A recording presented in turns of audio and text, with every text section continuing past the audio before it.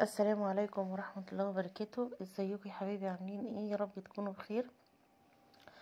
احنا النهاردة هنعمل مع بعض وجبة، والوجبة دي مش بتخلى من كل بيت في الشتاء، هي والكرنب.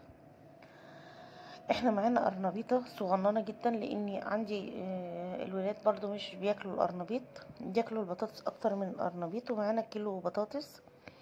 هنعمل فيهم ايه؟ اولا القرنبيط النهارده مش هنعمله بالطريقه العاديه، احنا هنعمله بطريقه مختلفه.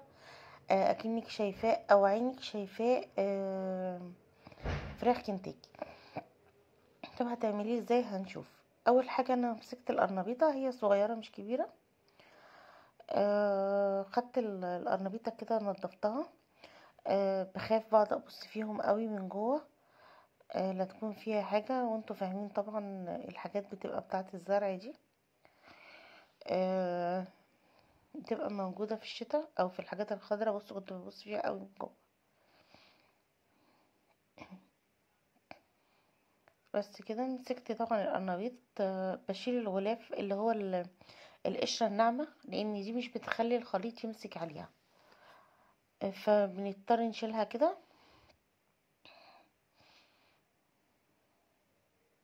طبعا هنا احنا خلاص خلصنا الكمية اللي معانا.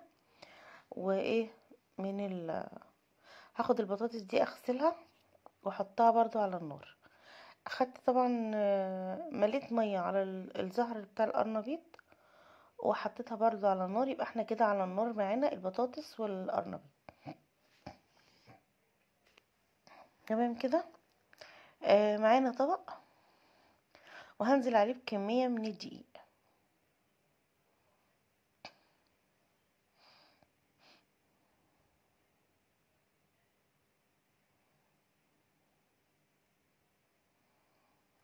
تمام كده. تمام كده. الكمية اللي من الدقيق دي هننزل عليها ده توم باودر. التوم ده انا عاملاه في البيت. شوية كمون، شوية كزبرة ناعمة، شوية شطة، يا اما شوية كركم، يا شوية بودرة زعفران، شوية فلفل اسود كنت انا حطيته بعد الخليط لاني كنت نسيته، وشوية ملح. تاني التوابل: ملح، فلفل اسود، توم باودر، شوية كزبرة ناشفة، وشوية كمون، شوية شطة، شوية بودرة زعفران او كاري، علشان خاطر تدينا لون مصفر، مش عايزين اللون الابيض اللي هو الايه الفاتح. هتحطي بيض؟ لا مش هحط بيض. البيض غالي، وعايزين برضو نعمله بأقل التكلفة، يبقى شكله حلو وطعمه حلو، وفي نفس الوقت بأقل التكلفة. طبعا هننزل عليهم بشوية مية، وهنرب الدقيق ده كويس جدا، وهنروح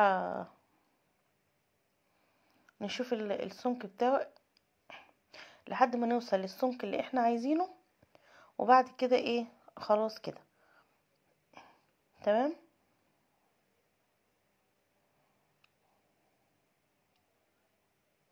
تمام كده.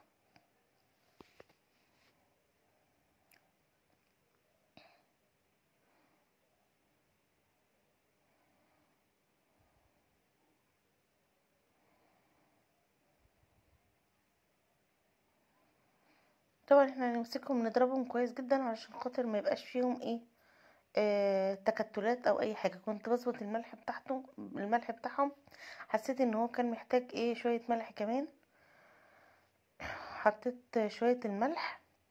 هجيب دقيق تاني وعليه شويه ملح، وعليه شويه كزبره، شويه كمون، شويه شطه، وشويه توم باودر. تمام كده. مجموعه التوابل اللي احنا حطيناها، على المادة السايلة هنحطها على الدقيق اللي هو نشف معانا.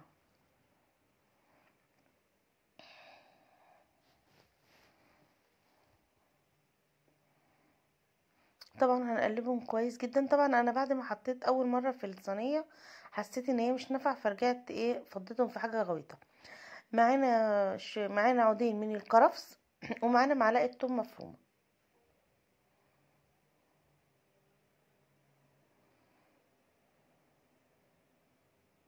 وادي معلقة الثوم المفرومة.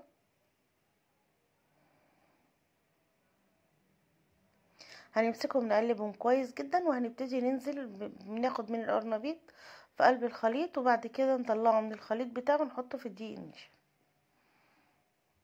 هنبتدي نقلب عودين الكرفس والثوم.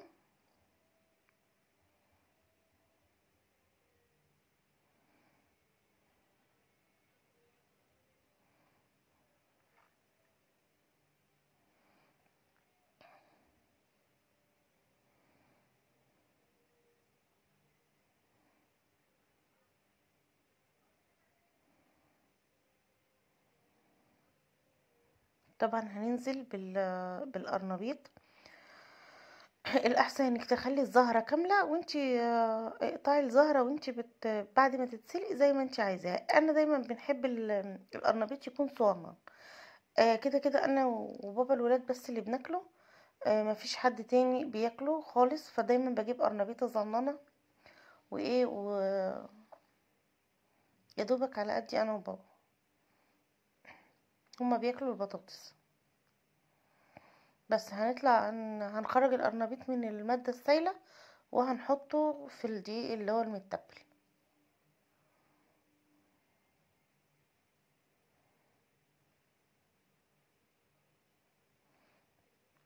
طبعا معانا طاسه على النار فيها زيت غزير، وهننزل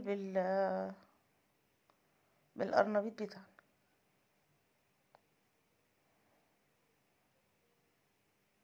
طبعا لقيت الصينيه واسعه وملهاش جناب، يعني ما نفعتش معايا. فانا بعد الحطه دي هنقلهم في طبق.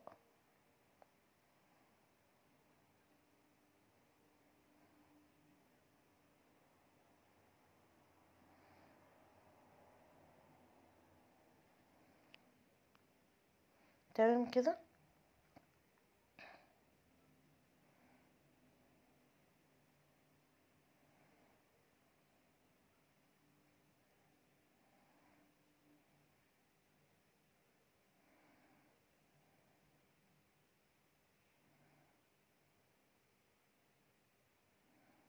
طبعا معانا الطاسه اهي على النار.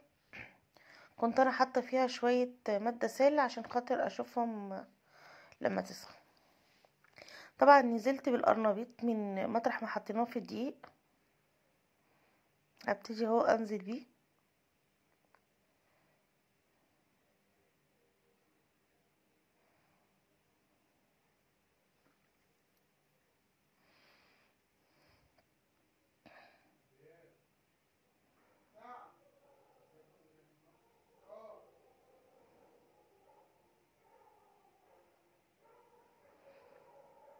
ما تسرحوش معايا، ولو لسه ما حطيتوش لايك للفيديو عقبال القرنبيط بقى ما يتحمر، انزلي حطي لايك للفيديو وتعالي كملي الفيديو عشان يوصلك مني كل جديد. ويا ريت تشتركي في القناه.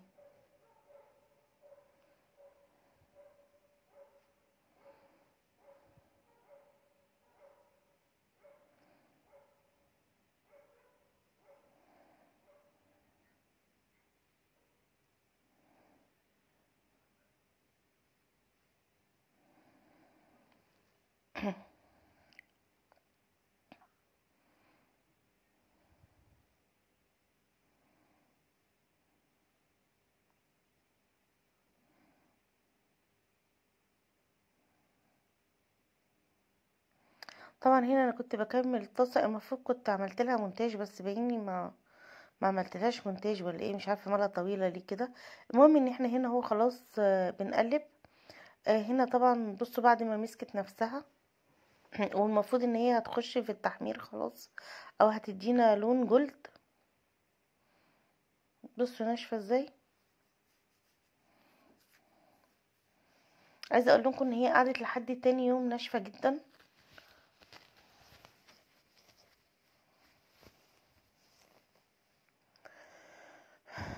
هنا خلاص، هنا كده كانت خدت اللون بتاعها. عايزه اقول لكم والله والله ان ريحتها كانت تحفه، ولونها كان تحفه، والكاميرا ظلماها. هنا لونها كان حلو جدا. طبعا هنا كنت عماله اخبط عليها، هي كان نفسي ان الصوت يبقى موجود. طبعا دي البطاطس بتاعتنا. انا هنا خرطت حبة في الطبق، ولما لقيته اتملى حطيت في الطبق. هنا خلاص كنت شلت بقية القرنبيط، وكنت حاطة طاسة تاني على النار علشان خاطر بزيت نضيف للبطاطس. مش فاكرة. لا، نضفت الزيت ونزلت بالبطاطس. بصوا شكلها عامل ازاي. شكلها وريحتها كانت تحفة تحفة تحفة. نضفت الزيت ونزلت بالبطاطس هنا.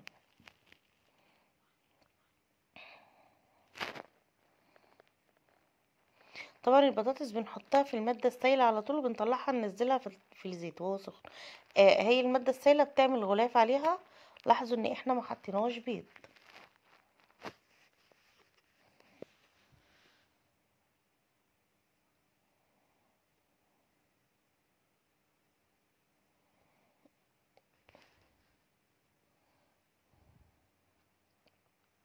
طبعا انا بشيل كده بالشيالة بتاعة الزيت.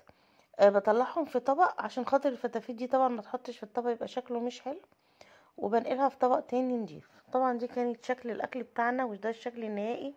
بصوا شكل البطاطس وشكل القرنبيط نشف ازاي. ريحته وطعمه كانوا حاجة تحفة تحفة تحفة.